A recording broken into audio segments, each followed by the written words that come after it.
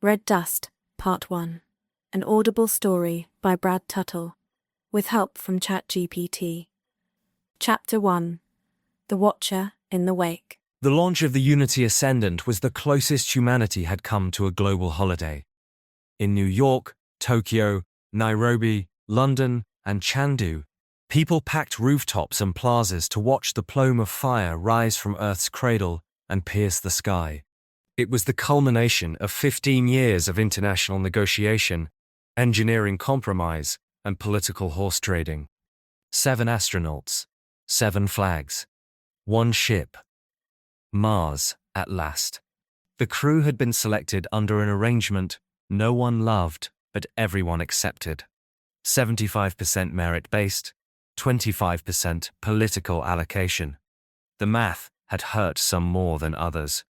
Commander Elijah Nadir, U.S. Navy captain, physicist, and test pilot.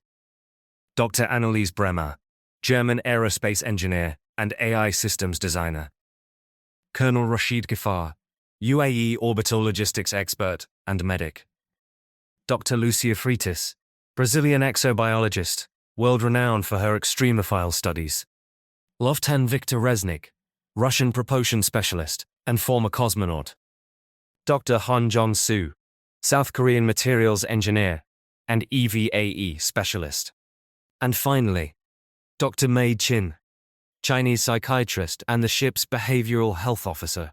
Mei had no visible publication record in peer-reviewed journals, no spaceflight experience, and no clear reason to be on board except for a sealed endorsement from the Chinese Space Administration.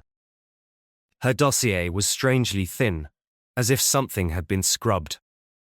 The rest of the crew didn't question it aloud, but the glances and silences said enough.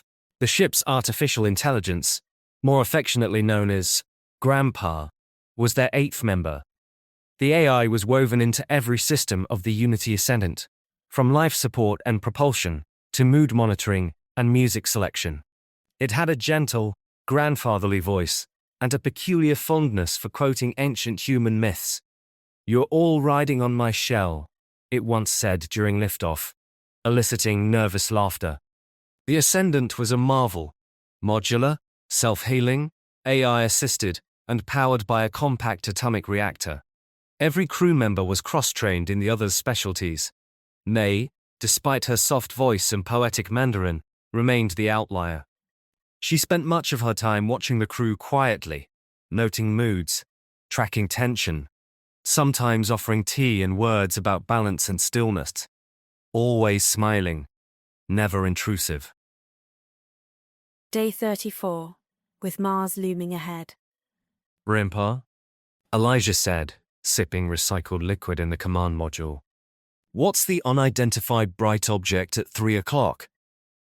Analyzing, Grandpa replied. It entered our forward scan array 12 minutes ago.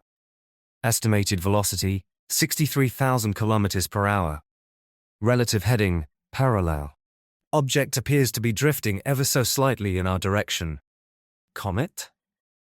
Anneliese asked. Negative. It emits no spectral signature consistent with ice or rock. No tail, no debris field. Lucia leaned over the console, frowning. Artificial. Unknown. Its mass and shape are anomalous. Current estimate, 6 kilometers in diameter. Spherical, highly reflective. It is matching our trajectory. A silence fell over the crew. Victor muttered something in Russian and crossed himself. Rashid tapped the comms panel. Should we report this to Earth? Already transmitting data, Grandpa said.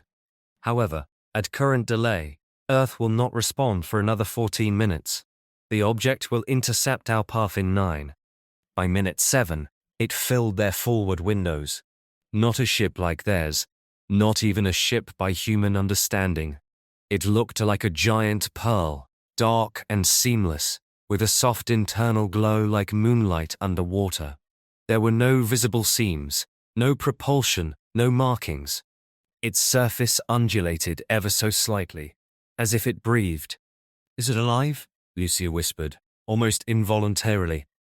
The object did not accelerate, nor did it slow. It simply glided along its course, silently coasting through the void, as though it had always belonged there, as though its presence was inevitable. The Unity Ascendant had merely drifted into its shadow, a moth brushing against the wing of a leviathan.